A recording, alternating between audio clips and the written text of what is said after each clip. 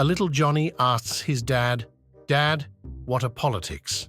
Dad says, "Well, son, let me try to explain it this way. I'm the breadwinner of the family, so let's call me capitalism.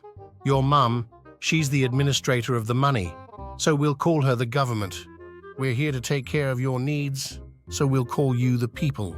The nanny will consider her the working class, and your baby brother will call him the future. Now think about that and see if that makes sense."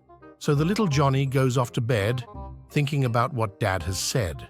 Later that night, he hears his baby brother crying, so he gets up to check on him. He finds that the baby has severely soiled his diaper.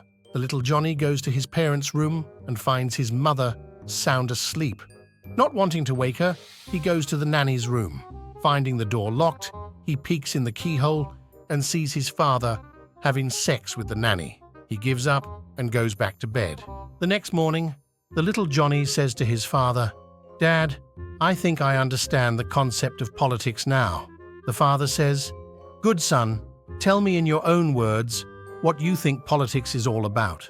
The little Johnny replies, "Well, while capitalism is screwing the working class, the government is sound asleep, the people are being ignored, and the future is in deep shit." An engineer dies and goes to hell. Dissatisfied with the level of comfort down there, he starts designing and building improvements. After a while, hell has air conditioning, flush toilets, and escalators. The engineer is a pretty popular guy. One day, God rings down and asks Satan, "So how's it going down there?" Satan says, "Hey, things are going great. We've got air conditioning and flush toilets and escalators, and there's no telling what this engineer is going to come up with next." God is horrified. "What? You've got an engineer? That's a mistake. He should never have gone down there. You know all engineers go to heaven. Send him back up here." Satan says, "No way. I like having an engineer on the staff. I'm keeping him." God says, "Send him back up here or I'll sue." "Yeah, right." Satan laughs. "And where are you going to find a lawyer?" A Nazi walks into a bar. He goes up to the bartender and looks around, seeing an older Jewish man sitting in a corner. He turns to the bartender and announces loudly, "A round of beer for everyone except that Jew over there." The Nazi turns to the Jew, smiling nastily, and is surprised to see him smiling warmly back. Somewhat miffed, the Nazi turns back to the bartender and says, "A round of your sweetest wine for everyone here except that Jew." Once again, while everyone is cheering, he turns back to the Jew, grinning evilly, but is shocked to see the Jew still smiling warmly and even inclined his head in the Nazi's direction. The Nazi turns to bartender and says as loud as he could through gritted teeth, "A bottle of your most expensive drink for everyone in this bar except for that Jew." The Nazi, satisfied, turns around, chuckling to himself, and freezes gobsmacked, seeing the Jew smiling broadly at him and waving. Furiously, the Nazi turns back to the bartender and says, "What the hell is wrong with that Jew? Is he crazy or just plain stupid?" The bartender replies, "Neither. He's the owner of the bar." A drunk guy climbs into bed with his wife. He's so drunk he instantly passes out. A while after passing out, he is awoken by a bright light emanating from the end of the bed. He struggles to get himself into a sitting position, and after doing so, sees that there is a figure in or behind the light. He asks, "Who's there?" "It is I, St. Peter, and I am here to inform you that you passed away in your sleep, and I am here to let you into the gates of heaven." The guy is totally shocked and exclaims, "What? I can't be dead. I'm young and have a young family who need me. Can you let me stay here with them, please? I've lived a good life and have been kind." St. Peter considers this and replies, "There is only one way to do that, I'm afraid. You can stay, but it will have to be in the body of another nearby creature.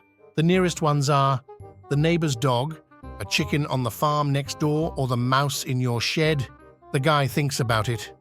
The dog is out since the kids are afraid of them, and it can't be the mouse as my wife is petrified of them, so it'll have to be the chicken, which is okay as my wife walks by the farm every day with my kids on the way to school, so at least I'll get to watch them grow.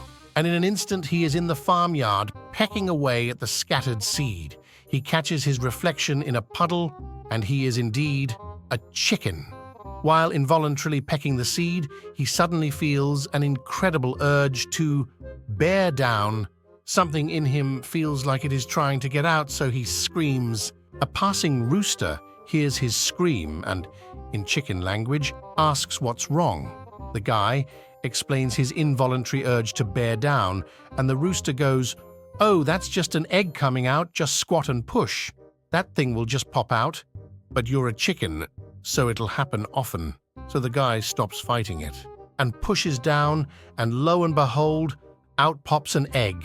He's so proud of this fact, and the moment he feels it happening again, he instantly pushes, and pop, out comes another egg.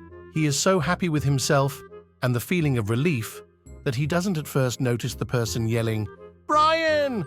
Brian!" He looks to his right and sees no one. He looks straight ahead, he sees no one. He looks behind him and sees no one, and then he looks to his left and sees his wife. He's confused. He asks her what's wrong, and she screams, "Brian, wake up, you drunk asshole. You're shitting all over the bed." A man sitting at a bar after work shares with the bartender the reason he is looking so stressed. "I'm not sleeping well. I have nightmares about a monster under my bed, and I'm too embarrassed to seek help." A patron nearby overhears this and introduces himself. "I overheard your story, and I am a psychiatrist. Maybe I can help. The first thing is you need to recognize these are only dreams. I should be able to help you in a few sessions. Here's my card. Give me a call." A few weeks pass, and the same two are once again at the bar after work. The psychiatrist says to the other guy, "Hi, how are your nightmares? I never heard from you, so I hope you're doing okay." The other guy says, "Things are great.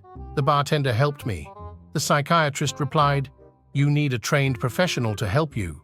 What possibly could a bartender do that a psychiatrist couldn't?" The other guy says, "He told me to saw the legs off my bed."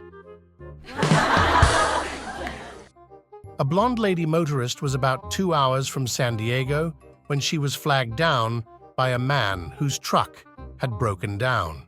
The man walked up to the car and asked, "Are you going to San Diego?" "Sure," answered the blonde. "Do you need a lift?" "Not for me. I'll be spending the next 3 hours fixing my truck. My problem is I've got 2 chimpanzees in the back that have to be taken to the San Diego Zoo. They're a bit stressed already, so I don't want to keep them on the road all day. Could you possibly take them to the San Diego Zoo for me? I'll give you $200 for your trouble." "I'd be happy to," said the blonde. So the 2 chimpanzees were ushered into the back seat of the blonde's car and carefully strapped into their seatbelts, and off they went. 5 hours later, the truck driver was driving through the heart of San Diego when suddenly he was horrified. There was the blonde walking down the street, holding hands with the 2 chimps, much to the amusement of a big crowd. With a screech of brakes, he pulled off the road and ran over to the blonde. "What are you doing here?" he demanded. "I gave you $200 to take these chimpanzees to the zoo." "Yes, I know you did," said the blonde. "But we had money left over, so now we're going to SeaWorld." My friends, if you want to watch other funny jokes, subscribe to the channel.